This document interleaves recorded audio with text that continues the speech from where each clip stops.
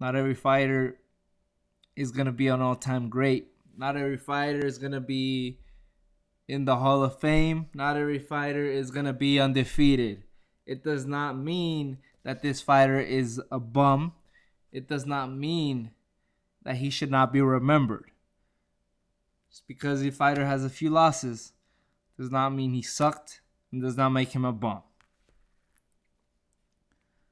Bert Cooper, who fought in the 80s and 90s as a heavyweight, he fought until his last fight was in 2012 with a string of 3 losses, and he retired officially.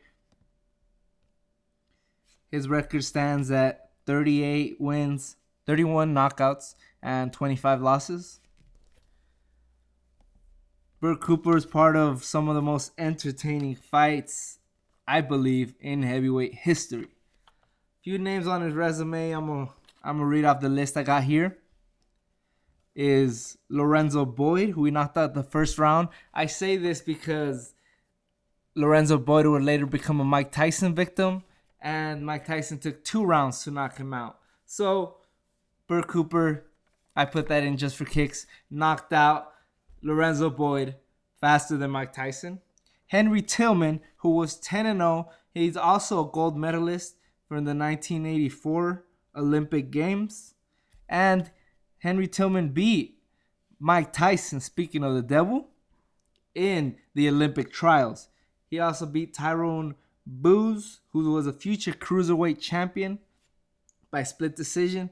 He beat Willie DeWitt by second round knockout. This is a significant fight because Willie DeWitt was 15-0-1, and he was a silver medalist in the 1984 Olympic Games, losing to Henry Tillman, who Bert Cooper had already beat.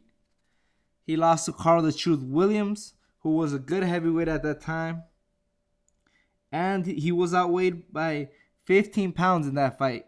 Carl the Truth Williams was 17-2 at that time. Carl the Truth Williams fought people like Mike Tyson and gave Larry Holmes all he could handle when they fought. So another good fight. George Foreman fought. He fought George Foreman back in 1989 when George Foreman was making his comeback. Now this is an interesting fight because it was very controversial. Bert Cooper quit after the second round, and later he tested positive for cocaine. They wanted to withdraw his purse because there was no real reason for him quitting, but they later just fined him $1,500. So I'll put the link of this story in the description from BoxRec. Cooper says he had not slept in 3 days. He was on a binge of having sex with these identical twins, snorting cocaine, and drinking booze. He said that these chicks, these women, pretty much knocked on his door and offered him sex and drugs, and he took it. He said he was set up. Who knows how great Bert Cooper could have been had he not been an addict. But yeah, he says that maybe George Foreman has set him up because of that, knowing that he was an addict. So you have that controversy. He beat Orlin Norris by 8th round knockout. Who Orlin Norris was a future cruiserweight champion who made 4 defenses of the title. He fought a great fight against Ray Mercer. That's something Bert Cooper was never in, a dull fight. So he fought a great fight against Ray Mercer, in which he broke Ray Mercer's jaw. His face was all swollen, and he went the 12-round distance with with Ray Mercer, who was 15-0 at the time, in a fantastic fight. Go check out that fight. He lost to Riddick Bowe by second round knockout, in which Riddick Bowe outweighed him by 22 pounds. He beat Joe Hip by 5th round TKO. He was outweighed by 22 pounds in that fight.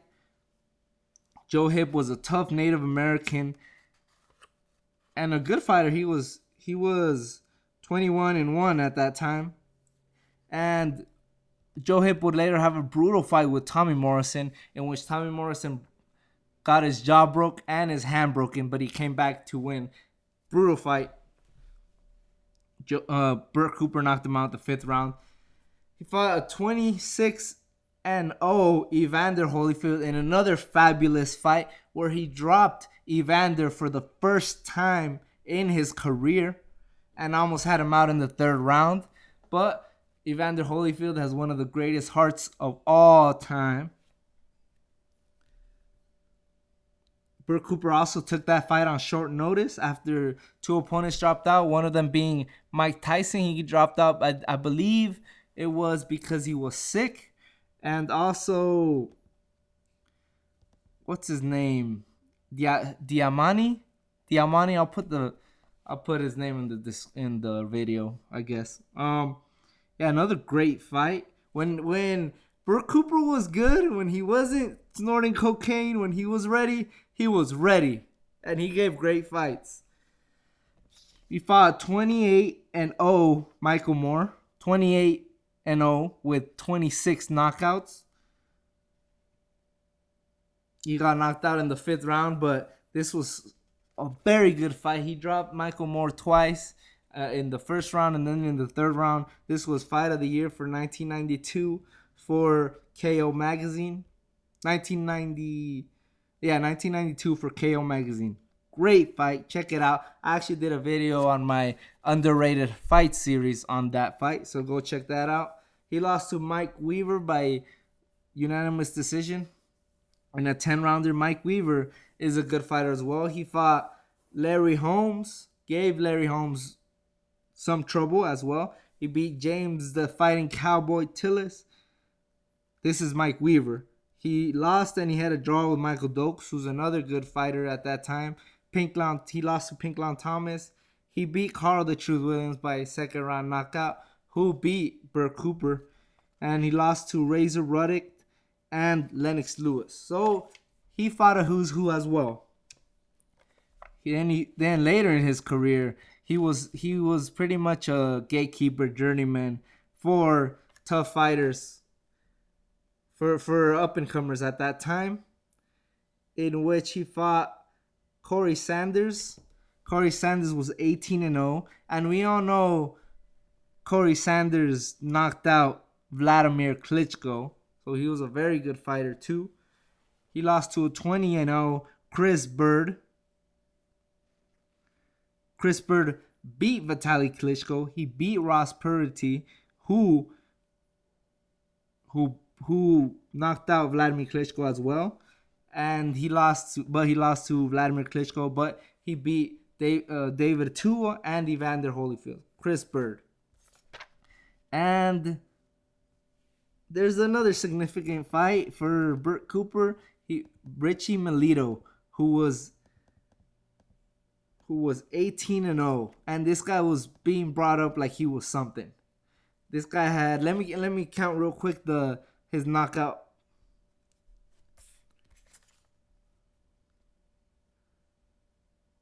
He had 17 knockouts in his 18 fights. 17 knockouts. Bert Cooper knocked him out in the 1st round. It was later discovered that Richie Melito was bribing other fighters to take a dive for him. Bert Cooper don't take no dive. And he lost up to 2011. He started his career in 1984. And in 2011, he fought Luis Ortiz, who was 7-0. Luis Ortiz is now 22-0 with 19 knockouts. So he lost to maybe a future world champion in the heavyweight division. Bert Cooper, I think his legacy will stand as being a very good fighter in the 90s and giving some of the best fights in that time. And when he was ready, when he was prepared, he gave these guys hell. His nickname is Smoking Bert Cooper because early on in his career, he was trained by Joe Frazier. And even though he tried to mimic Joe Frazier's style, he could never really mimic his head movement, which was to his detriment because I think that was his weak point. Even though he had a very good chin when he was prepared, that's the thing. Bert Cooper was hot, and there he was cold. That accounts for his 25 losses. But he could also give fighters hell. And also, big fighters like George Foreman and Riddick Bowe wiped him out pretty quickly. But I think any heavyweight his size, he would have gave hell in any given night. Smoking Bert Cooper. Not a bum.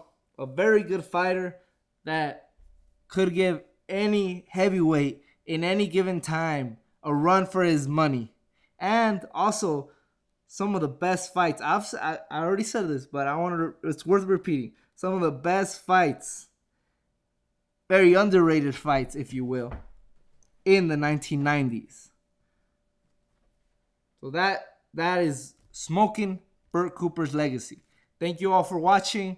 What are some underrated fights that you could think of?